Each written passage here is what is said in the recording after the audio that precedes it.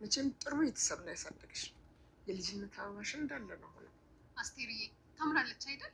ሰላምዬ አያትሽን እንዲህ ነው የምታናግሪያቸው? አፈር በበላ የሰላም አያት መቼም አንቺን ጥሩ ቤተሰብ ነው ያሳደገሽ ትላታለች። ሀናም ትደነግጣለች። አያቴ ታምራለች አይደል ትላታለች ሰላም። እንዴ አያትሽን እንደዚህ ነው እንደምታናግሪያት ትላለች። ወይኔ ምን አይነት ጨዋ ቤተሰብ ነው ያሳደገሽ ትላታለች አያቷ። ሀናም ትደነግጣለች።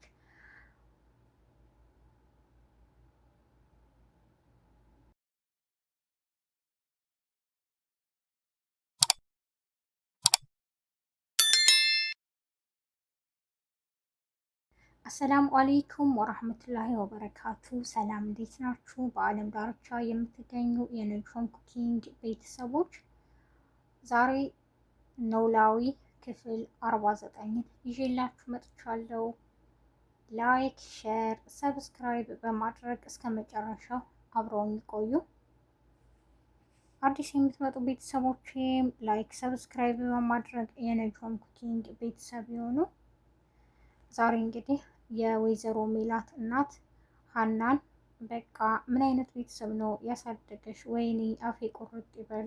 በቃ እንደ ልጅነትሽ ነሽ እኮ ምንም አልተቀየርሽም፣ ድንቡሽቡሽ እንዳልሽ ትላታለች። ሀናም ትደነግጣለች። እንዴ ምን ሆንሽ ልጄ? ለምንድን ነው የምትርበተበችውም? ትላታለች።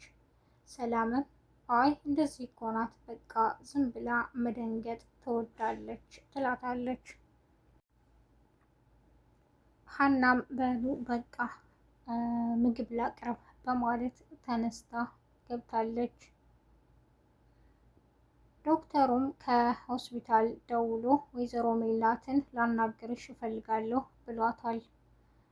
ዛሬ አልተመቸኝም እናቴ ስለመጣች መሄድ አልችልም፣ ነገ እመጣለሁ ብላ ቀጥረዋለች። ሀናም አባቷ ሐኪም ቤት ምን አሉሽ ዶክተሮቹ እያለ ያጨናንቃታል። እሷም ምንም አላሉም፣ የተሻለ መድኃኒት እንቀይርለታለን እያሉ ነው ትለዋለች። እሷ ግን ከአቅሟ በላይ ብዙ ወጪ ስለሆነባት በጣም ተጨንቃለች። ወይዘሮ ሜላትስ ይህን ሁሉ ወጪ ሲሰሙ ይከፍሉልኝ ይሆን በማለት በጣም አስባለች። አሲርም ምግብ ገዝቼ ልንጣ በማለት ሄዶ አትክልቶችን ገዝቶ ይመጣል። የገዛው አትክልት አቮካዶ ነበርና እንዴ ልጄ ወዴት ሄዳ ነው ይለዋል አባቱ። አይ አቮካዶ ገዝቼ ልዎት መጣሁ ይብሉ ፋዘር ይላቸዋል። እኔ እኮ ሀና አቮካዶ ስለማትወድ እኔም አልበላም ይላቸዋል። አሲርም አላመናቸውም። እንዴ እየቀለዱ ነው ለምን አትወድም ይላል። እርግብም ወደ አክስቷ ወይዘሮ ባዩሽ በመደወል እዚህ ቤት ተጨማሪ ሰው መጣ ትላታለች። ምን አይነት ሴት በማለትም ትጠይቃታለች። በቃ የሆነች ሴትዮ ናት ትላለች። ወይዘሮ ባዩሽም ስለገባት አውቂያታለሁ የሜላት እናት ናት ትላታለች። እና አያታችን እያልሽ አውሪ ትላታለች። አክስቴ ባክሽ የገባሁበት ጣጣ ሳያንሰኝ አያቴ እንድልም ትፈልጊያለሽ? በስልክ ደግሞ ጭራሽ ትላታለች።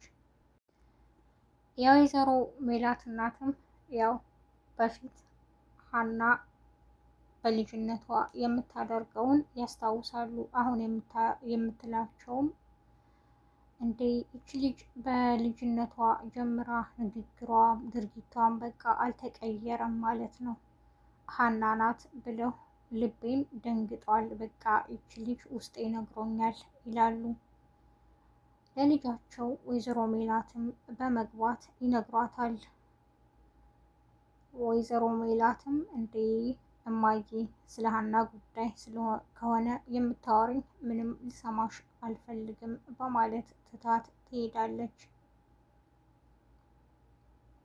እርግብም ተኝታ በጣም ታረፍዳለች። ሰላም በመግባት ትቀሰቅሳታለች። አንቺ በቃ ታንኮራፊያለሽ፣ አንቺስ እህቴ እንዳትሆኚ ትላለች ሰላም። እርግብም ከእንቅልፏ ተነስታ ወደ ወይዘሮ ሜላት እናት ትሄዳለች። አያቴ ትላታለች። እሷም ግራ በመጋባት ማነሽ ትላታለች። እርግብ ነኝ በማለት ትነግራለች። አያትየዋም ይደነግጣሉ። ምንድን ነው? ማን ነው ሰራተኛ? ማነውስ እርግብ? ማንኛችሁ ናችሁ? ምንድን ነው ማጭበርበር? ትላታለች። እሷም እኔ እርግብ ነኝ፣ እሷ ደግሞ ሰራተኛችን ናት ትላታለች። እኔ ግን በጣም ልቤ ደነገጠ፣ ለሀና ነው ትላታለች። እኔ ምልሽ ባለፈው የነሰላም አባት እሱም እንደዚህ ሀናን ልጄ ብሎ አቀፋት እንዴ? ከእናት ልብ እና ከአያት ማን ነው ለልጁ ልቡ የሚደነግጠው? በማለትም ትጠይቃታለች። እናት ናታ፣ የእናት ይለያል ትላታለች። ስለዚህ አንቺና አቶ መስፍን ሀናን ልጃችን ብላችሁ ልባችሁ ደንግጧል እያላችሁም ታወራላችሁ።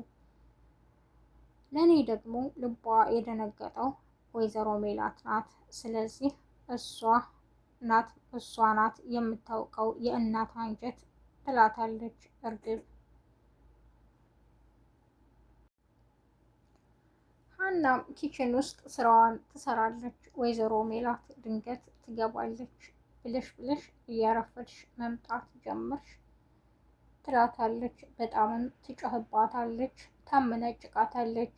አይ እኔ እኮ ትላታለች። ምንም ምክንያት አያስፈልግም ትላታለች። ሀናም ትደነግጣለች።